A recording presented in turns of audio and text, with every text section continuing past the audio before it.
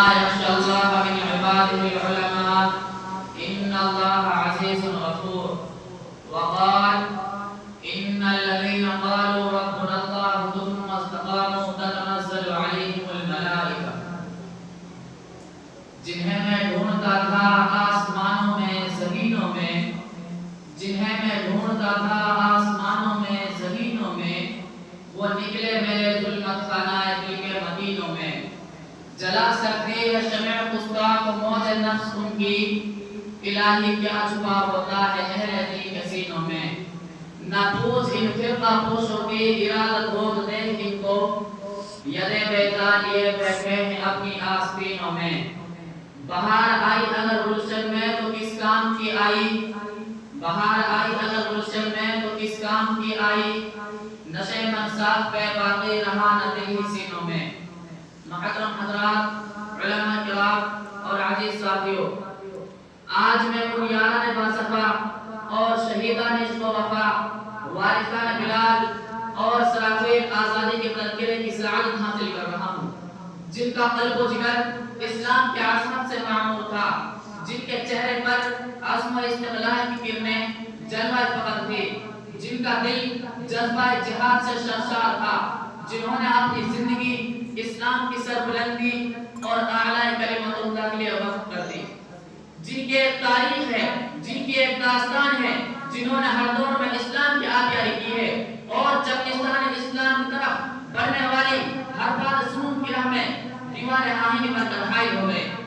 حضرات، اس چمنستان عالم کا پتا پتا اور بوٹا بوٹا اس بات پر شاہد ہے کہ یہ طبقہ ان اصحاب فکر نظر اور وارثان قلب و جگر کا طبقہ ہے جنہوں نے تاریخ کے ہر نازک موڑ پر اس امت کی رہنمائی اور دستگیری فرمائی. یہ ان یاران باصفا اور شہیدان عشق و وفا کا یہ یاران باصفا اور شہیدان عشق و وفا کا قافلہ ہے جنہوں نے ہر دور میں باطل کا مقابلہ کیا ہے. جب بھی باطل نے حق کو چیلنج کیا ہے، انہوں نے اس کو چیلنج کو قبول کیا ہے اور سر بکر میدان میں آنے ملے اور جم کر پوری بخوفی سے باطل کا مقابلہ کیا ہے. انہوں نے جان تو دے دی مگر باطل کا بھی پیٹھ نہ دکھائی. انہوں نے سر کو کٹا دیا مگر پرچم اسلام کو سر نگو نہ ہونے دیا. جب جلاد تلوار چلتا تو وہ آگے بڑھا تو انہوں نے مسکرا کر نظر سے نظر ملائی اور پھر کہتے ہوئے مردانہ وار تلوار کے سر رکھ دیا. فلست ابالي حين اقتل مسلما على عين شق كان في الله مصرعي. یعنی خوشا وقت ہے کہ میری موت تیرے کوچے میں آ جائے، یہی تو زندگی کا آخری ارمان ہے ساقی.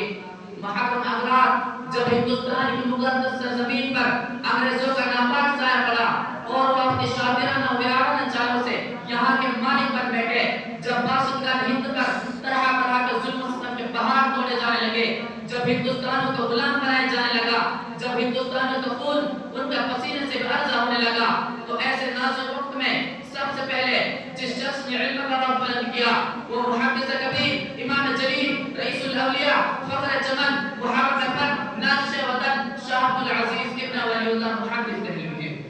یہ وہی مرد مجاہد درویش خدا ہے جس نے وقت سے بہت پہلے مسلمانوں کو نصب العین کا اعلان فرمایا تھا، جہاں تک پہنچنے کے لیے دوسروں کا بھی برس برس انتظار کرنا تھا.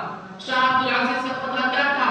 گویا ایک برق بیلما تھا جو دشمنوں کے نقل تمنا پہ گر پڑی، انگریزوں کی نیند حرام ہو گئی، جگہ جگہ آزادی کے شعلے بھڑکنے لگے، جگہ جگہ آزادی کے پرچم لہرانے لگے، سینوں میں ولولے مچلنے لگے اور حوصلوں نے ہنگامے لینے شروع کر دی. مسند درس پر بیٹھ کر قرآن و حدیث کے درس دینے والے علماء کرام اپنے خانقاہوں میں بیٹھ کر اپنے خون جگر سے شمع اسلام روشن کرنے والے مشائخ نظام اپنے مدرسوں اور خانقاہوں کو چھوڑ کر میدان میں آ گئے اور فرنگیوں کے خلاف ایک محاذ بنا کر مسجد کی جانب بحث و سامانی کے عالم میں نکل پڑے. میں اکیلا ہی چلا تھا جانب منزل مگر، میں اکیلا ہی چلا تھا جانب منزل مگر، راہ رو آتے گئے اور کارواں بنتا گیا. حضرات، یہ کارواں طویل مسافت طے کرتے ہوئے کس طرح منزل مقصود تک پہنچا، یہ ایک لمبی داستان ہے. اس داستان میں امنگیں بھی ہیں اور محرومیات بھی، عزم و عمل کو جوش و خروش بھی ہے اور شکست خوردگی اور بیچارگی کی افسردگی بھی، جنون شوق کی آشوب تصویر بھی ہے اور گردش دورہ کی کجروئی بھی. اس طویل مسافت کو طے کرتے ہوئے ان کے پاؤں مسلسل لہولہان ہوتے رہے. ہزاروں اور لاکھوں کا وجود غبار رہ بن کر اڑ گیا. کبھی جبر و تشدد کی خاردار جھاڑیوں نے ان کے دامن کو تار تار کیا. کبھی وحشت و بربریت کے پہاڑ ان کے رحم ہارے ہو گئے. مگر اس بزم جنوں کے دیوانوں نے ہمت نہیں ہاری. حادثات مصائب سے ٹکراتے ہوئے منزل مقصود کی جانب بڑھتے رہے. راستے کی غربت و دوری سے بے فکر، تمانی کا قلب و جگر سے مستغنا، پریشانی افکار کے احساسات سے بے نیاز، خطرات و مساوی سے گرفت سے بے پرواہ، منزل مقصود کی تلاش میں کبھی عرب و ترکی کی راہ کو ناپتے ہیں تو کبھی روس و افغان کے والے پیمائی کرتے ہیں. کبھی مالٹا کی کوٹریوں کو قیام کرتے ہیں تو کبھی عدالت کے گھیرے میں کھڑے ہو کر نغمہ آزاد سناتے ہیں. تو کبھی پھانسی کے پھندوں کو چوم کر منزل کے نشان پوچھتے ہیں. تو کبھی ریوالور کے لوگوں پر انگلی رکھ دیتے ہیں کہ شاید گولیوں کی سنسناہٹی منزل کا پتہ بتا سکے. غرض یہ کہ ان دیوانوں نے ہر راہ سے منزل تک پہنچنے کی کوشش کی اور پہنچ کر ہی دم لیا. تاریخ ہند ہم سے کہتی ہے اس بزم جنوں کے دیوانے ہر راہ سے پہنچے محفل تک. اس بزم جنوں کے دیوانے ہر راہ سے پہنچے محفل تک. بیتابی ان کی عام ہوئی صحراؤں سے لے کر ساحل تک. وما علینا